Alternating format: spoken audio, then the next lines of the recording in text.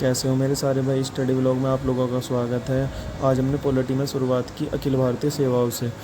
भारतीय संविधान के अनुच्छेद 312 में अखिल भारतीय सेवाओं का प्रावधान है और नवीन अखिल भारतीय सेवाओं के निर्माण का अधिकार संसद को दिया गया है।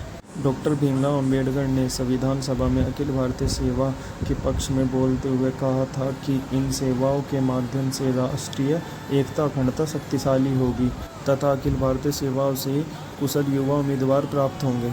फिर हमने इसके बाद पढ़ा अखिल भारतीय सेवा और संघीय विवाद के बारे में। फिर हमने पढ़ा संघ राज्यों के वित्तीय संबंध। संघ राज्यों के वित्तीय संबंधों में वित्तीय आयोग की भूमिका केंद्रीय है, जिसका उल्लेख संविधान के अनुच्छेद 280 में किया गया है। फिर हमने पढ़े वित्तीय आयोग के कार्य। केंद्रीय करों का संघ एवं राज्य के बीच विभाजन। यह उल्लेखनीय है कि 80वें संविधान संशोधन के बाद सभी केंद्रीय करों का विभाजन केंद्र और राज्यों के बीच होता है। फिर पढ़ा हमने वित्तीय आयोग की संरचना के बारे में। संविधान के अनुच्छेद 280 में वित्तीय आयोग के कार्यों का उल्लेख है, परंतु संरचना का उल्लेख नहीं है, जिसके लिए संसद के द्वारा 1971 में एक पृथक विधि का निर्माण किया गया है। इसके बाद हमने पढ़ा वित्तीय आयोग की भूमिका। फिर हमने कर दिया पॉलिटी को बाय बाय। फिर हमने किया हिस्ट्री स्टार्ट। हिस्ट्री में आज हमने शुरुआत किया मिडाइवल हिस्ट्री से। इसमें हमने शुरुआत की पूर्व मध्य काल से। इसमें हमने पढ़ा सामंतों का अर्थ क्या है, सामंतवाद का विकास कैसे हुआ, सामंतवाद की विशेषताएं, सामंतवाद के नकारात्मक प्रभाव। तो इसके बाद हमने थोड़ा सा पढ़ा चोल साम्राज्य के बारे में। चोल वंश का संस्थापक विजयालय था। चोल पल्लवों के सामंत थे और इसने पल्लवों को पराजित कर चोल राजवंश की स्थापना की। हमने पढ़ा राजराज फर्स्ट के बारे में। इसने मालदीव की विजय की और अपने राज्य में भूमि की माप कराई।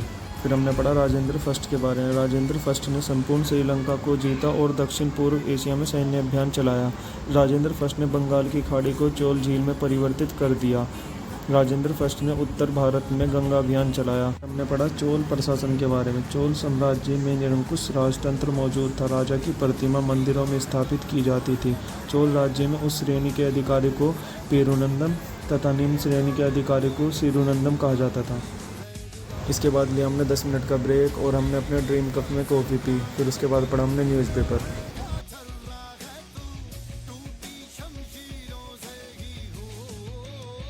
10 मिनट ब्रेक के बाद फिर हमने कर दिया साइंस एंड टेक स्टार्ट। इसमें आज हमने टॉपिक स्टार्ट किया जैव संभावना।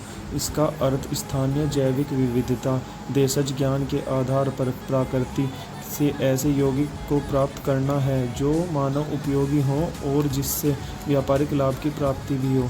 फिर हमने पढ़ा बौद्धिक संपदा अधिकार के बारे में। मानव मस्तिष्क की ऐसी कृति जो समाज के लिए उपयोगी और आर्थिक रूप से महत्वपूर्ण हो उसे बौद्धिक संपदा कहते हैं तथा किसी बौद्धिक संपदा के सृजनकर्ताओं को दिए जाने वाले एक अधिकार को बौद्धिक संपदा अधिकार कहलाता है। फिर हमने पढ़ा कॉपीराइट अधिनियम 1957 के बारे में। फिर इसके बाद हमने पढ़ा जीआई टैग। पहला जीआई टैग 2004 में दार्जिलिंग की चाय को दिया गया और अब तक 340 प्लस जीआई टैग दिए जा चुके हैं। इसकी अवधि 10 वर्ष होती है। इसे पुनः बढ़ाया भी जा सकता है।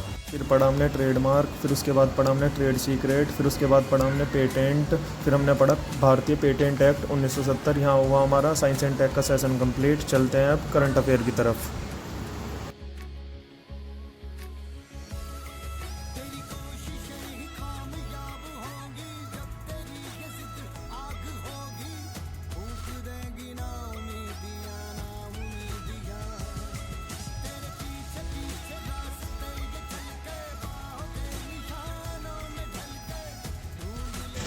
भाई आज का टास्क हुआ कंप्लीट। चलते हैं अब घर।